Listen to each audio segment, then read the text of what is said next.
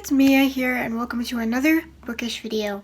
Now in last time's bookish video, I promised you guys that I would be getting no more books until I started getting rid of books on my bookshelf that I really did not want, because my bookshelves are honestly so jam-packed. So that's what I'm going to be doing today, is getting rid of some of my books that I really honestly do not want.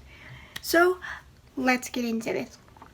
Now, the first book I am unhauling is a book that I've had on my shelf for a few years now, and I've just not had the urge or the want to read it. And like I said, if it's going to be sitting on my shelves for years and I still have not had the drive to read it, why keep it? There's plenty of other books that I could get that I'm actually going to read. Keeping a book that I'm not going to read or have had no interest in reading is just taking up room for books that I actually want to read. So the first one going is Debbie Macomber's Christmas in Alaska. Now, I love Christmas, the holiday, right? But all the books, all the cheesy movies, all the overdone similar stuff just gets old. I'd rather just celebrate Christmas without all the same type of stories told a million different ways. There's only so much you can do with the Christmas holiday, and because of that, I really haven't had the urge to read this because there are so many similar Christmas stories, and it's just, no one really takes it in a new direction. Yeah, it's in Alaska, but it's probably still going to be the same cheesy garbage of how Christmas solves everything, and that's not the spirit of the holiday, for one, and for two, that's just not realistic. Christmas doesn't solve everything, and Christmas isn't always happy for people, and it's not always this big, huge deal that everybody makes it out to be. It's supposed to be about family and about good times, not this overblown love story or prince finds princess or this miraculous miracle. And that's what everyone makes it out to be. So this is the first one going. The next one going is one that I actually have read, but you guys know I like to keep books that I've read in case I feel my opinion will change on them, or if I really did love them and really care about them and want to go back and reread them. And that one is Deadly Games. I believe this was a Dollar General find, but I can honestly not remember one thing about this book. And I've read it before. So for me to not remember anything about a book aside from the fact that it's called Deadly Games, which it tells me on the cover, I don't want to keep a book that I don't remember anything about.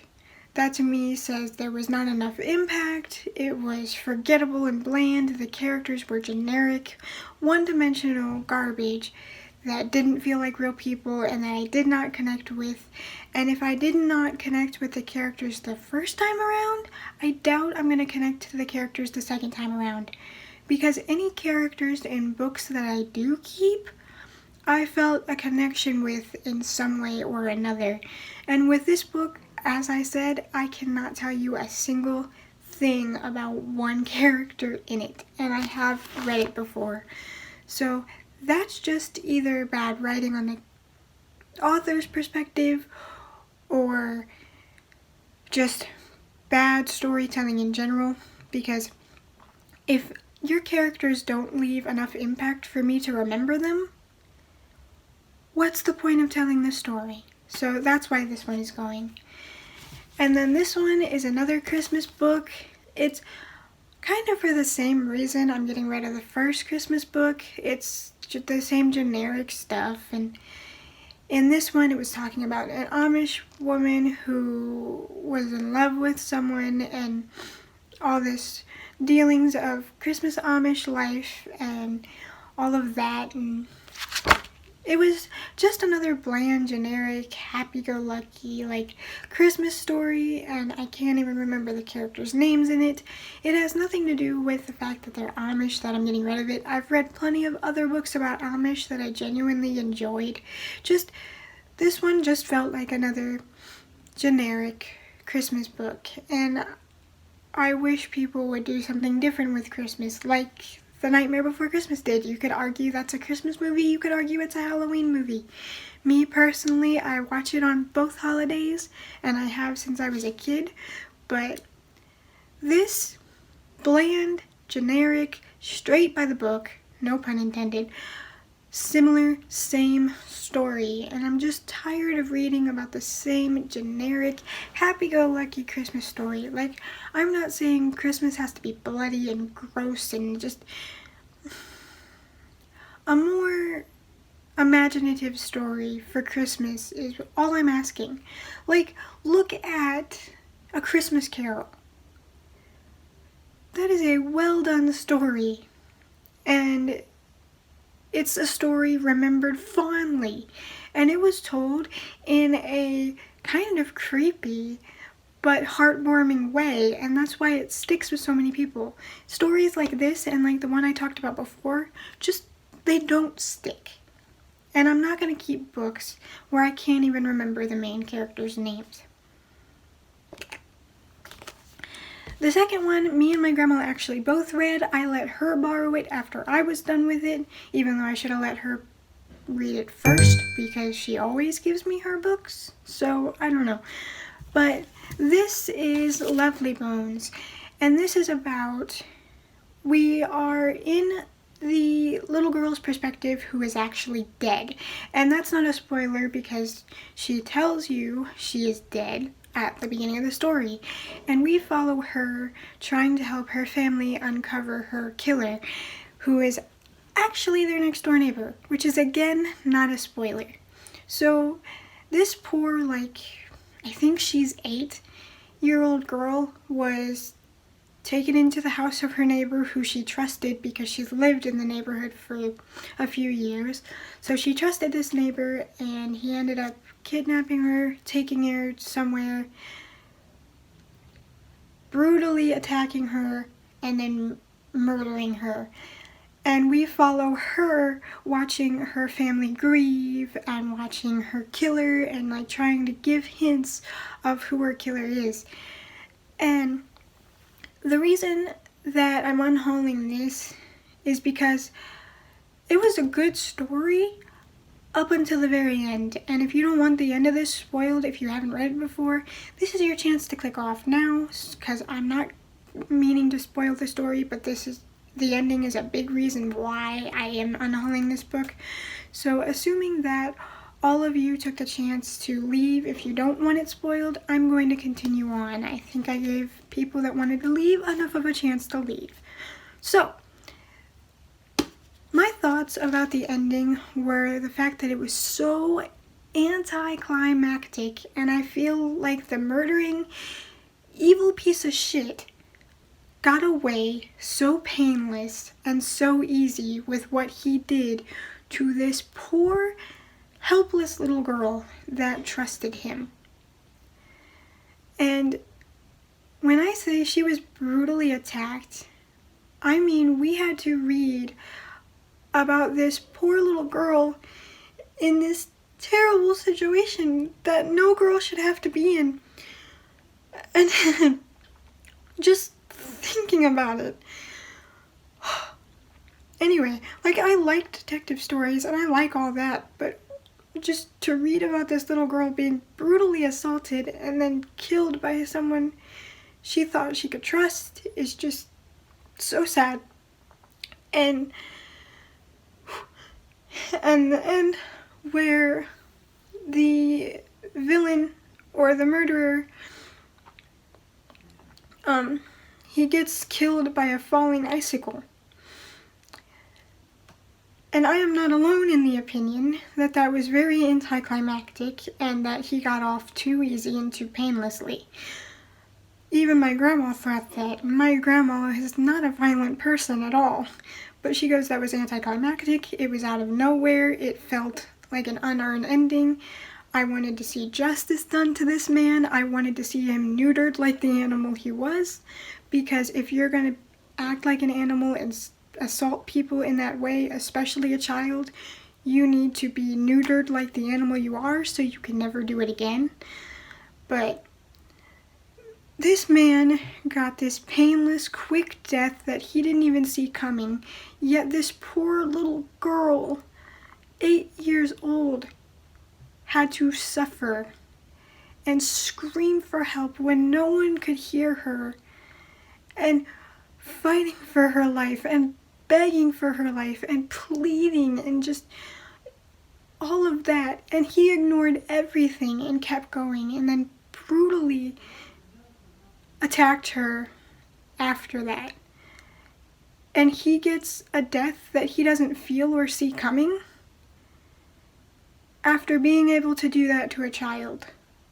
I know it's a story, but shit like this happens in real life. And I feel that sometimes criminals get off way too easy for what they do to people. And this book was another example of that. If you are going to murder someone, you should feel the pain that your victim did, especially if it is a child. I mean, even the Bible says an eye for an eye. What's a quick, painless death versus one that the person is begging for their life, and not just a person, but a child? And that is why I'm unhauling this book, is it felt so anticlimactic and like the villain got off so easy for the terrible thing that he did to a poor little girl, and that's all I can say. But then, the next one I am unhauling is The Child, and this is a book that kind of switches perspective, which you guys already know if you've been watching my channel enough. You know that switches in perspectives kind of mess with me and take me out of the story a little bit. But this is one about a little girl who is found, and they're trying to figure out who the girl belongs to, or the fact that they found... I don't exactly remember, and that's another reason I'm unhauling this, is the story was kind of forgettable. I mean, it was okay when I first read it, but like, I don't hardly remember anything about it, except for this. There was this girl trying to figure out what happened to the body of the girl. I think she was found, and they were trying to figure out who her family was and who the killer was, and just... It's a very forgettable detective story for me. I've seen some done way better, and I'd much rather read other stories. So, that's it.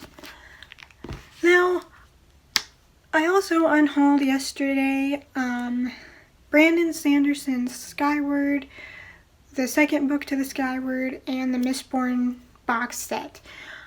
I originally wasn't going to get the Skyward anyway, but I couldn't find the Mistborn, so I was like, I'll try these. But then I ended up finding the Mistborn and never reading Skyward, and when I tried to read the first book of Mistborn, I got 30 pages in, and I was like, I can't do this writing style. I don't like his writing style, which I was really disappointed, because with as highly talked about as it is, I thought I was going to like it a lot more. And this isn't me hating on a book because it's popular. It's just, he's got this very strange writing style, and it's very much like he introduces us to the world in a way that's written like we should already know the world, even though it's the first book. So I'm sitting there confused as all hell as to what's going on, because he's introducing these characters and this world like we've lived in it our whole lives, like the characters had. And that just made it hard for me to get engaged into the story and left me more confused than anything. So I ended up returning them because I only got 20 pages in, like 20, 30 pages into the first book. And so they were still in brand new condition, basically. So I just ended up taking them back and getting my money back for hopefully books I'm actually going to enjoy. And I was so sad because I thought I was really going to enjoy those books. So that is the last of the unhaul I have today. I actually have all my books actually stacked on the shelf. So we're making progress in getting rid of books, which I'm finding now is a bit easier because I felt like in getting rid of books, I'm a bad reader, but I feel better knowing that the books on my shelves are genuinely books that I loved and enjoyed, not only through the years, but also new books that I'm actually genuinely excited to read. Like, I would much rather get rid of books like these that I'm not going to read than keep them and let them take up room on my shelf for books that I could read. So I'm gonna shut up now.